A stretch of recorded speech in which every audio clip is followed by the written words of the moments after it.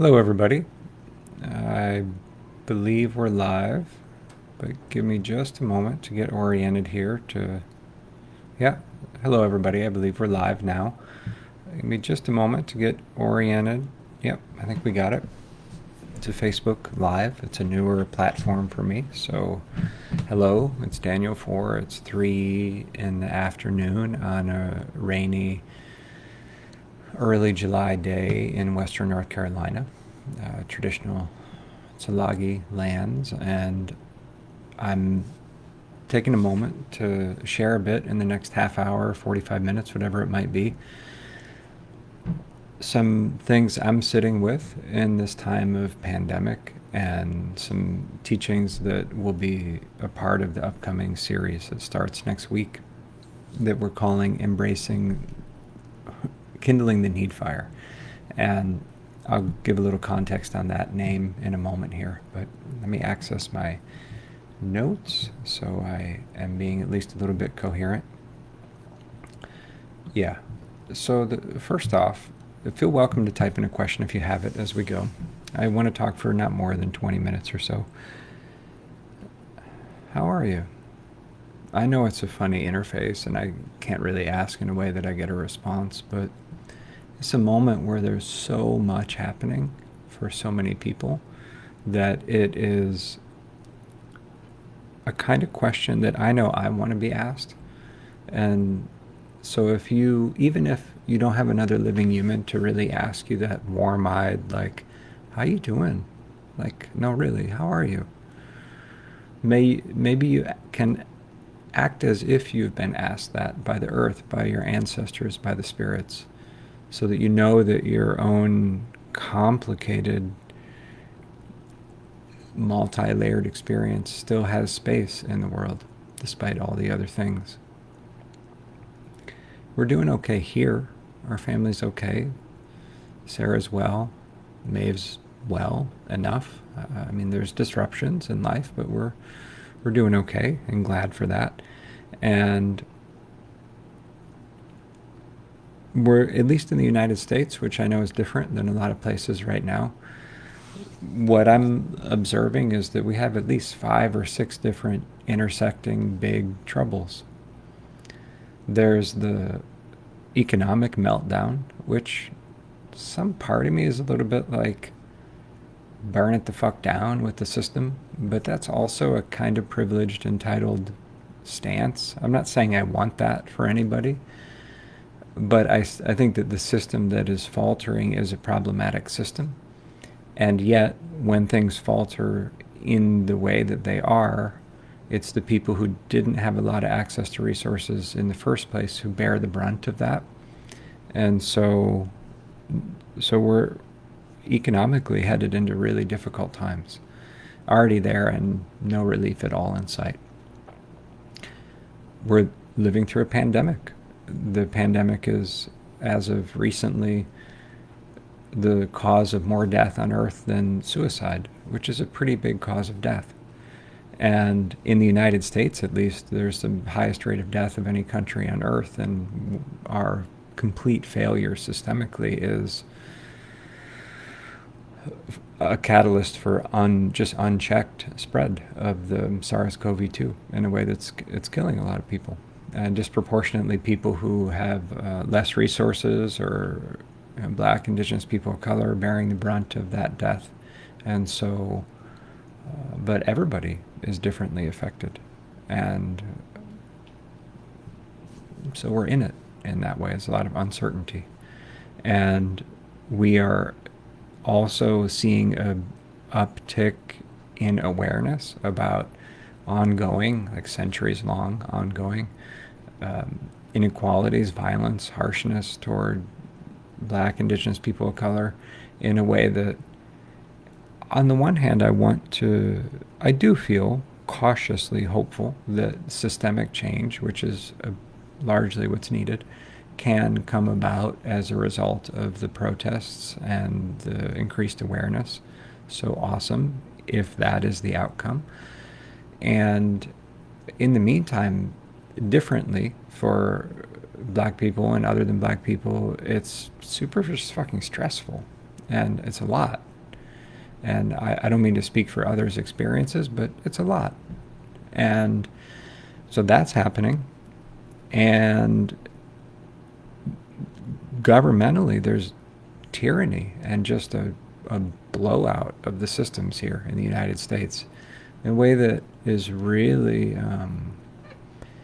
3-4 years in now has gone from surreal to depressing to hard to even really process. So everybody here, at least, and others who are impacted in the world by the United States strongly, which is a lot of places, are watching what's playing out here in a way that I think is really distressing and troubling. And so we're in that also. We're also in ecological catastrophe that continues to unfold in a way that is not alleviated by the pandemic. Perhaps there's a downtick in air travel for a period of time and things like that, but there's no quick relief or structural change that automatically comes from the reality that we're in a global pandemic. So that's also happening, and climate change and other habitat destruction, etc. At least all those things. Another would be the increase in famine and food shortage on Earth, which is scheduled to increase for the first time in a number of years because of the pandemic. And the same with the control of other pandemics like HIV/AIDS and other kinds of infectious disease containment is challenged by the tending that's needed around the SARS-CoV-2. So it's a lit time right now. So what do we do about that in terms of your spiritual practice, your connection to the earth, to the ancestors, to ritual? How does that come into play when things are lit up in a really differently strong and unpredictable way? So I'll say a few things about that. There's a story from late 17th, early 18th century Japanese famous Zen teacher Hakuin. And in the story, as it's given, he is presented with a child by people in the community. They bring this baby to his door, and apparently one of the young women in the community has said, this child is yours. And so her parents bring that child to Hakuin and say, hey, you got this young woman pregnant, you need to raise this child, handle it, person up, is what you need to do. And so his response is that so? And takes in the child and does his best and all the things that are needed to raise that child for the next year. And then the woman later, a year later, whatever, says, actually, my bad, but that was a lie. He wasn't actually the father, so I'd like the child back now.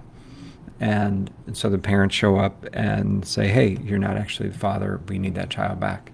And his response in the story as it's given is that so? And gives the child back. And usually the story is given just like that.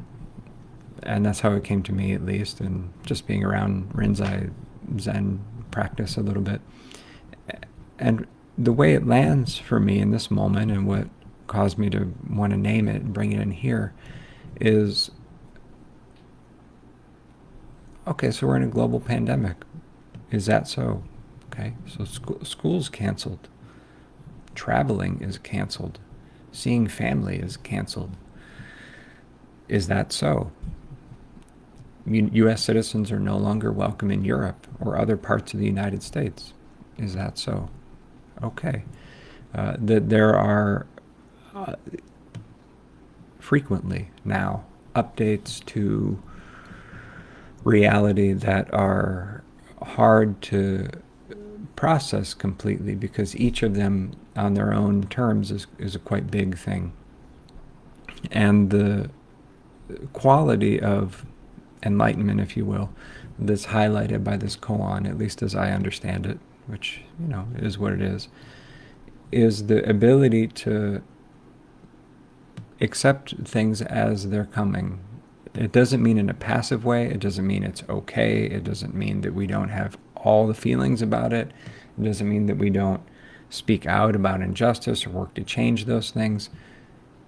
But that simultaneously there is some kind of wisdom to working with reality as it's presenting, rather than having a fundamental adversarial relationship to life as it is in the moment. So we're working with what's presenting, and then we might work with it by seeking to change that, but we're not fighting what is first off as the first move. And that, on a psychological level for me, speaks to the process of grieving a bit, and how when there's a lot of loss in a short period of time, like some people have lost numerous family members to COVID or to other forms of death and been unable to do usual grieving rituals during this time, or had a loss of work, a loss of relationships, so many things. And when there's multiple losses quickly in succession, it's challenging to stay current emotionally in the sense of really feeling or grieving those changes without getting a kind of flooded backlog of grief. And I see it in myself sometimes, even if I've just had an intense day and there's a lot going on, I have a harder time focusing, which I know is a symptom of being flooded. Now, the word trauma gets overused, but for certain people, certain times that does apply. If there are multiple traumas or multiple just challenging inputs, that it can be hard to just function because we get flooded, and that can look a lot of ways, the way it shows up. But it's happening for a lot of people now because of the structural change, the increased amount of death, just the uncertainty that wasn't quite playing out in this way 4 months ago, 5 months ago. And so one of the strategies to work with that is to name it when it's happening. To be able to say, I'm afraid. Like there's a possible new virus that could really be harmful that's emerging. I'm afraid. And I'm, whatever the feeling is, I'm flooded. I'm struggling today. To be able to name things as they're happening can help. And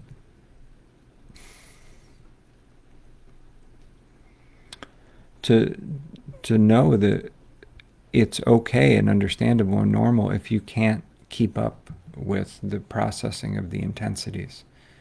That I don't know that it's reasonable to expect that of ourselves, but to be able to say, I'm no longer in the boat, I'm being carried near the boat in the river. My feet are knocking against the rocks in the bottom of the river. I'm still alive, but I'm being carried rather than steering. A lot of folks are in that condition, or they're a little bit in the boat, out of the boat. So step one is be real about it. You don't have to act like the world that was present 4 months ago is the world we're living in. It's not. It's not going back there. And so if we need to pause and have a kind of goodbye ceremony for the world that was,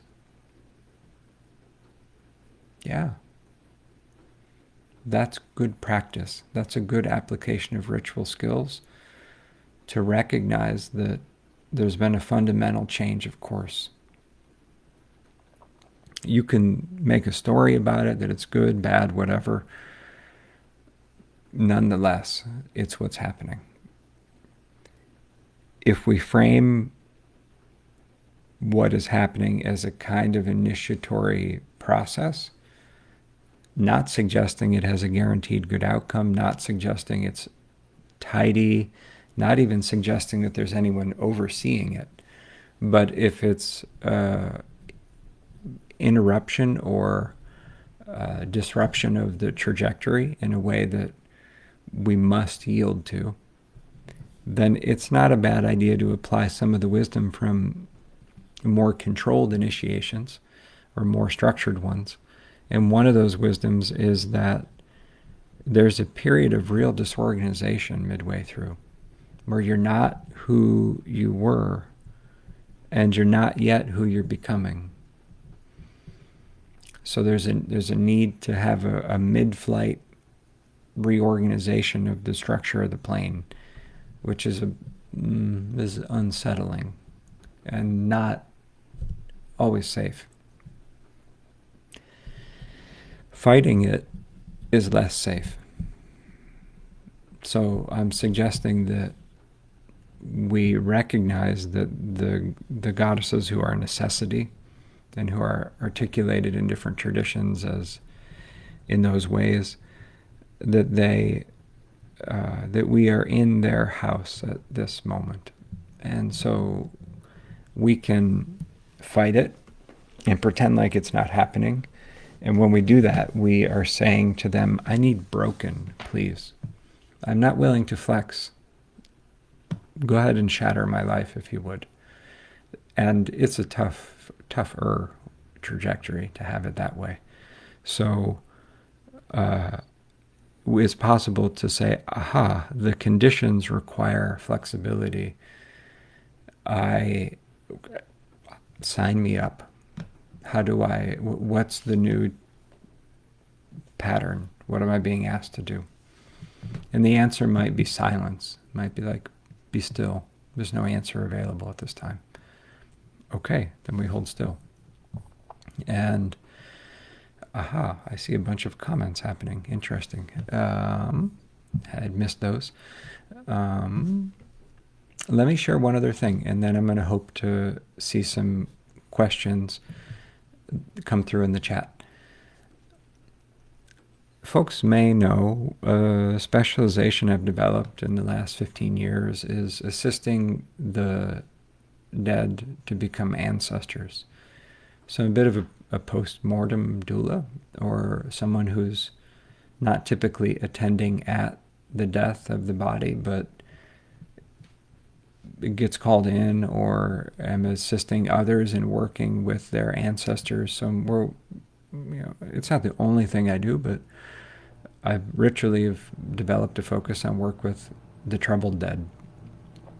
And one of the ways the dead end up in a not yet settled state, besides living a pig-headed, unfortunate life, which kind of sets somebody up to be a troublesome ghost, aside from that, is when there's not a proper ritual tending. Not saying it has to look in a certain way, but when there's not care given to the one who's died after the death of the body. So the relationship just ends in an abrupt way. And because grieving is complicated by the distance and the lack of in-person care at present, and because we don't have a framework to handle relationship beyond death of the body that's very like a prevalent framework, some people have it, and because people are just in survival mode and just flooded and not able to handle another thing. So we tend to get a little more contracted when necessity has us.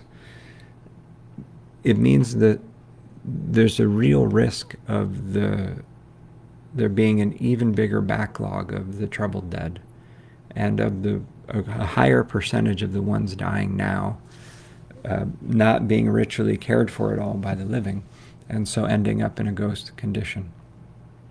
That's not good. It's not good for the changes we want to call in, and it risks having an additional drag on the system, because the ghosts, when they aren't well, they're still around. They just don't, they're still they're still having impact. In the series that I just guided in the spring called Bring Out Your Dead, we gathered once a week for 90 minutes. And we're going to continue that same format in the summer series, Kindling the Need Fire. And the teachings will not be only about this, but they will include a strong element of ritually tending to the recent dead and the dead who are troubled. And in that way, I want to invite you into if you're drawn to it, to participate in this particular kind of tending, which can happen from home, which doesn't really cost anything besides your attention and care and engagement, but which actually matters a great deal in a less obvious way in shifting the balance toward the kinds of outcomes we want. And the plus side of the pandemic, I don't have this like, what does it spiritually mean kind of view. I'm not saying that. But if I say that, what is the opportunity in the crisis? How can we also notice that and also choose to feed that? I think one of the opportunities is that certain kinds of shifts that would be harder to enact in regular times might actually be easier to enact when things are unbuckled a bit. The homeostasis is disturbed, and like the joints in the system are shifted. When a person is giving birth, there are certain hormones that actually cause elastin, I think is one, causes the joints to become more flexible. And my impression of the global system right now is it's a bit like that. Even though there's areas of contraction, as a system, I think that there's a kind of flexibility that could actually work in favor of change if enough folks move it there and the conditions allow for it. So let me say just that, and then scan the sidebar for questions, because I especially enjoy, relaxin is one of the hormones as well. I want to see some of the questions. Is there anything different if someone dies a violent death through no fault of their own? Not inherently about the ancestralization process. It's a bigger topic of how to ritually assist the dead, but in general, the approach that I take, some basic principles of it, are to make sure that your own ancestors are overseeing any work that you're doing, and so that's where the process starts, is work with your own ancestors. If you're drawn to that, there's also an ancestral lineage healing online course that starts this month that systematically downloads one framework for doing that. So make sure your own blood ancestors are not ghosts first. That's the training ground to know how to potentially assist the dead who are not connected to you through blood or bone in a responsible and ritually safe way. So if your own ancestors are well, you're in relationship with them, you call them in, what you can then do is respectfully, gently call forward the ancestors of the one who you're concerned about, and see if your ancestors can contact them and say, hey, one of your beloved children has passed. We just want to make sure you're alerted to this and that you're able to receive them and that they get what they need. What's my role here? Is there anything I can do to humbly be of assistance to make sure this person has received whatever they might need? Those are the general principles of the thing. But death through violence, whether through others or self-inflicted violence, it can be more jarring for the person who's passed in that way, but I don't know that it fundamentally changes what's needed to make sure the one who's died gets woven in with the ancestors. It's kind of case by case. That's a good question. Thank you. Other questions? It's fine if not. I'm just scanning the chat a bit. Yeah, I see a comment from Melissa about how black voices, people of color, are being so ignored by spiritual white friends, and it sucks. And yeah, yeah, and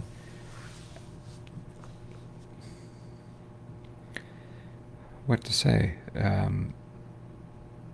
I've been trying to culturally become more up-leveled and really leaned in over in recent years in my own I struggle with the word allyship a bit, but my own commitment and participation and role in transforming the racism that's embedded in the structures that I've been born into. And that has therefore also trickled into my own psyche. And so, in one sense, the recent uptick in visibility of the ongoing harms is not like big news exactly, because, and I don't think it's news for pretty much any black, indigenous people of color. In one sense, it is good that it seems to be breaking through the bubble of non-awareness or privilege that folks who aren't living those realities tend to exist in. White people, especially European ancestral people. And I guess my prayer is that folks settle in for the long haul with the need for changes, especially deep structural changes. I worry sometimes, at least in the United States, that the focus on shifting racism sometimes can become very personalized or attitudinal, or only about sort of polishing your view on a thing, which I'm not saying that isn't critically important. That is also important. And for me, where I just keep coming back to is like, we need structural change to the harmful policies around the prison system, the lack of reparations, the unequal distribution of wealth, the many ways, especially that the police, the legal system, and all that really perpetuates centuries of racism and white supremacy. And in that way, I'd recommend, for me, I'm not steeped in those concerns so much, but the person who's been especially informative for me is Ibram Kendi, and so I'd recommend his work, and especially the work of keeping focus on the systems and the structures, as harmful systems will almost, well, I don't know if passively is the word, but will replicate racist views. And if the systems change, not always, but often the views will tend to trend in a good direction. So if we don't address the systems, the views will continue to be for shit. So easier said than done in respect to the people who have been dedicating their whole lives to changing those systems. I'm not saying that anything I'm saying is new, but if you're new to becoming engaged, please listen carefully to Black, Indigenous people of color who have been spending years doing the organizing, and do keep focus on changing the unjust systems, and not only on policing, so to speak, the expression of other white people or whatever it is, although that also has a place. Yeah. And just, Jesus, it's a fucking like painful mess. And so come on into the mess and feel the feelings with it. And yeah, so come on in. There's a question. Yeah, okay. Any suggestions for dealing with people who think it's kind of like the pandemic is fake, so to speak, or won't wear masks or any of that? Yeah, I think that's mostly something happening in the United States, from what I can gather. And I don't feel very optimistic about our trajectory right now, to be frank. Not because I'm wildly excited about the Democratic nominee, but I hope that there's a overwhelming. I hope the election is able to happen in the fall. It's not a given, and I hope that there's an overwhelming Democratic victory at all levels. And I hope that after the inauguration in January, by the spring, so let's say March, that some policy corrections will start to bring a little bit of structural coherence to the response to the pandemic. But as it's the start of July right now, I think, so far as I can tell, if all those good outcomes happen, I think we have about another 8 months of unchecked spread. So so far, unless I'm missing something, I think there's probably a few 100,000 more people who are going to die, and Americans are conditioned to be sort of oppositional defiant in a lot of ways, and so I don't think more people are going to start wearing masks or any of that. So downer, oh my God, like fatally stubborn personality traits. And my suggestion would be care well for yourself. Don't rely on other people too heavily for your safety if you can avoid it. Keep not dying if you can do that. And try to not let other people's bullheadedness wreck your happiness. Because if we're not able to find and be in touch with our sense of kindness and love and patience and benevolence, amidst all the other static and all the other intensities, if we can't find it, then empire has got us. It's won in that moment. Because we've let the dust cloud of all the dysfunctional aspects of civilization, we breathed it all the way in, so it's got us on a really deep level if we can't find our happiness anymore. And so I struggle with that a little bit myself, because I got strong feelings about what I think ought to happen, and mostly there's a lot of things that we can't control. And so I'm taking the time also as a time to anchor back in with the powers and try to listen to them and be like, what do I need to be doing here? What's my role? What's my part? What's your directive for me to be alive in a year? And also to really fulfill what my specific role is through the times. Love the thunder here in the background. Hello. And the sooner we can accept that the world that was is not coming back, the easier it will be for us to listen to the directives from the spirits about what now. So they're like, hey, it's not a drill, everybody. Listen very closely. I'm going to give you the next few steps. I won't explain anything beyond that because it'll freak you out. Here are your next few breadcrumbs. Don't deviate from the plan. Call me in 2 weeks or whatever. That kind of thing. It's a moment where our ability to actually listen to our ancestors is not a spiritual pastime so much as a survival skill. Because a lot of our people, all of us have ancestors who at some point lived through times of pandemic. And of course, it's not just pandemic. It's pandemic, societal collapse or contraction, and all the uptick in tyranny, all the different kinds of elements that come along with pandemic conditions. So, good. Yes. Hello, Donner. Trying to look at the thread for a few questions here, so hang with me.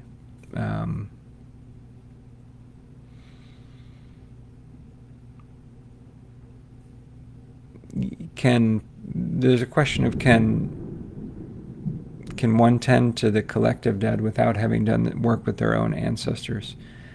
Yeah, it's possible. Yes, I just have the view that it is even more effective when you have your own ancestors at your back. Otherwise, because your own ancestors are part of the collective dead, there's not, there's no collective except for individuals also. And there's an ethic around ancestor work that feels very important to me, which is to recognize the specificity, and you, meaning anyone, tending to your sibling or your grandmother, your great-grandfather who's died, in that very specific way, that kind of care really matters. It really deeply matters. And it's an embodiment of an ethic of non-abandonment. And it's an ethic that I think is completely fitting, and if not driving, movements for social and earth justice, is the ethic of seeing and listening to the people who are harmfully affected by oppressive systems and foregrounding those voices and making corrections. And that same spirit of non-abandonment can apply to our tending with our direct lineage ancestors. And it's not to the side of movement work, really. It includes a reckoning with culture, and it will cause us, if we engage that work, to be more effective in any kind of ritual we would do for the ancestors of others as well. So in that way, I do have a view that tending for a cycle of time with ancestors of blood and body is actually really quite relevant, and that it'll make a person a better ritualist. Yeah. A question from Amanda: is there a way to make a distinction between personal identity and collective identity that can make structural change easier for us, for U.S. people who are so inclined to think of people as individuals only? That seems like a conversation over a beer or two. I don't want to assume too much about exactly how you mean it, but I actually, what to say? I have the impression that really potent, necessary, important critiques of harmful structures in the United States and elsewhere sometimes, especially in the United States, get collapsed on a personal level in a way that actually muddies the water of change work a little bit, where it's like all white people equal white supremacy, all black people equal oppressed by the system, all these kind of people equal this. And like racist views and attitudes can be replicated by people of any body. Sexist, transphobic, whatever it might be, views can be replicated by women or queer people. And so I think it's important to not too heavily ask the individual to fully represent the systems. I think that is a kind of, I don't know, I think it's a less effective strategy to a degree.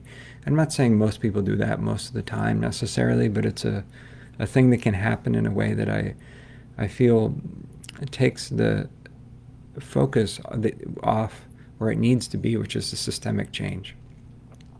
And I guess I've already said that, but for me also, the work with one's ancestors of blood, I think it makes it more accessible to say, this is also the face of my ancestors. I accept that. Like, although I prefer to think of myself in a more specific and nuanced way, I'm also a cisgendered American middle-class white guy. And I can own that and be in that and move from that stance also. It's also true. And so it is important to own our group identifications and the accountability that comes with that. So I'm not saying that isn't also true. Mostly it's to take on the burdens and the debts and not fight that. I see a lot of, especially European ancestor people will want to affirm only their individuality as a way of opting out of the intergenerational indebtedness to the people who largely built this country or who tended to the land for thousands of years before settlers and enslaved people arrived. So if people are wielding their individual identity as a way of escaping accountability, that's problematic. So I'm not suggesting we have an out in that way. But I don't know. The people that for me are inspiring, that I want to be learning from, are the people that are in the thick of cultural change work, however that looks, and fierce about it and direct about it, and also loving, and also seeing people's humanity while being fierce about the goals and the systemic change and the values that are important. And I think it's possible to hold all that. I mean, I know it's possible. I see people doing it in really courageous ways. And so those are the combination of qualities that I personally find inspiring. And I know that I'm less interested than ever in policing other people's way of moving with all of it. There's a lot of raw, messy, not always super refined ways that people are moving with everything. And yeah, it's going to be like that. Actual change is totally fucking messy. And I know that for me, it's a waste of energy, and it's a bad look to try to police other people on it. So for me, I'm trying to stay in my lane and bring the kind of heart and passion that my ancestors are asking of me. So I think if everybody does that and works together on it, then it's probably best for results. Yeah. There's a question: how can we turn to our well ancestors right now for guidance and strength? You just actually ask them. As basic as it is, there might be some upfront work, and that gets to the things that I teach about and others teach about, of course, of reclaiming a framework to relate with them in a sustained way. But once you've done that, a lot of it is just making the space to say, ancestors, grandmas, grandpas, gender-blessed, diversely beautiful ancestors, I acknowledge you. I acknowledge our inseparability. Guide me today to be a conscious, helpful person. I want to live my destiny and my potential here. Help me to do that. I welcome you to keep me accountable. I'm going to be dead soon. Keep me on track. Peace. You start your day like that every day. Just that is giving them a blank check to keep you on your path. So give them the blank check and keep your antennae up for how that plays out. Just scanning the questions. There's some good ones. I'm not going to engage all of them in the time here, but I'm going to touch on some of them. And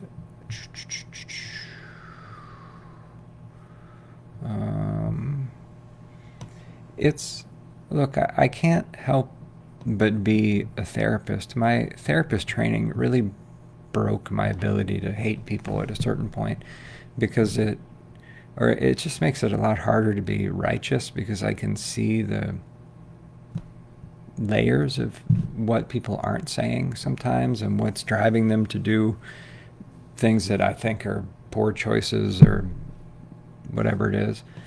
And so the therapist training, and then the work with something like Bodhisattva ethic from Mahayana Buddhism, which is to say that we're really one complex body, and to abandon another is to abandon yourself. It doesn't mean you can't have boundaries, or it doesn't mean you don't want their political party to lose badly, but nonetheless, you're not condemning them to non-existence. You're just saying, hey, we're working toward different ends. We're part of the same conflictual family, but let us ultimately know that we're connected to one another. So in that spirit, I just see, because there's a lot of stress right now, and there's a lot of legitimate stress for the policies in the United States. I think there's about 1,000 people a year killed by police. It could be wrong, but I think it's about 1,000 a year. And that's disproportionately falls on Black, Indigenous people of color, and people of all different ancestries are also subject to police violence and brutality. And there are, just in the first half of the year, about 120,000 people who have died from the mismanagement of the pandemic. And it didn't have to go that way. It doesn't have to keep going that way, and yet it is. And so if you notice people reacting as if they're being murdered, it's because that's happening. And so if people feel a little bit on edge, can you grant folks that a little bit? It is, I don't presume to know that level of direct body level harm from the systems, because I'm on the benefiting end of a messed up system that I was born into, and that is tricky to just unravel individually. But it's a moment, I think, culturally more than ever, because of the added stresses of the pandemic and the super problematic federal government in the United States right now. It's a moment actually to have a little bit of generosity with how lit folks are, and to see that there's a lot of stress and suffering, and to go deeper with your connections with the earth and with the ancestors.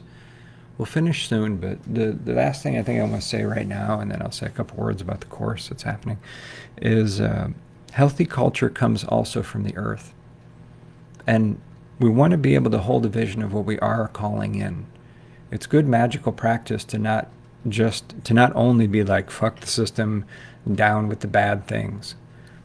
No doubt, like, there's a lot of bad things to be down with, and like, or to end. And yet that alone doesn't actually work as effectively as these systems need to change, because this vision of a truly just, earth-connected, equitable, awesome, beautiful culture is what we're calling in. And this is what it can look like, and this is how we get there. Let it be like this. And so one of the things that's good is to have a vision of what we are wanting to manifest and be able to see it. It's vulnerable. It's more vulnerable than just fuck the system. And so being able to want it, and to be in touch with wanting it and calling it in and living it as much as we can now in the present, that matters. And I'm saying the culture that we really want to aim for is, at least in part, a culture that is arising from the earth. It's not totally separable from ancestrally informed culture, but it's that plus. And what I mean is that ideally we'd be able to look up in 20, 30 years and interview the spirits of the trees and the river and the wind and the lightning bugs, as well as the ancestors, as well as the living people, as well as all the people we might think to ask, and be like, are we doing a good job? Like, is this a better direction? Is this where you wanted to head? And they would be like, better, good, go in that direction. So in terms of who we're accountable to, it's not only the humans.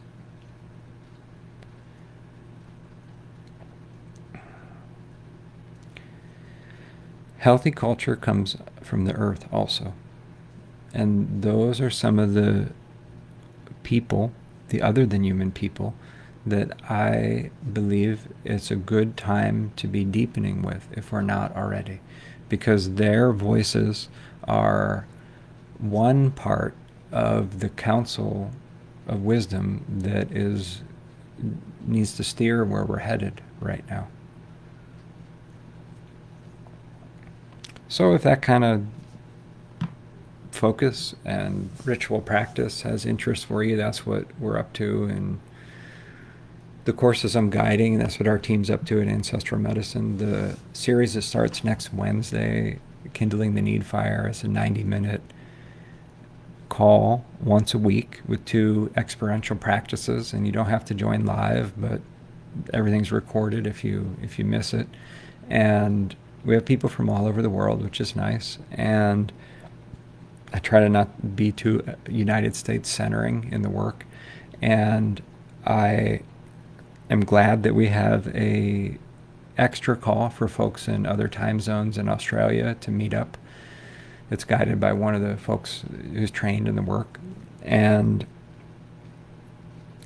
there are pay-it-forward options to keep it maximally accessible. So if you want to spend some time with this kind of stuff, come join us.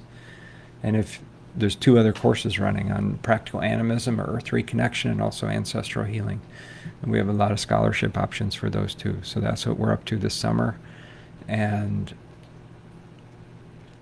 it's a good time to lean in. You don't have to physically distance from the spirits.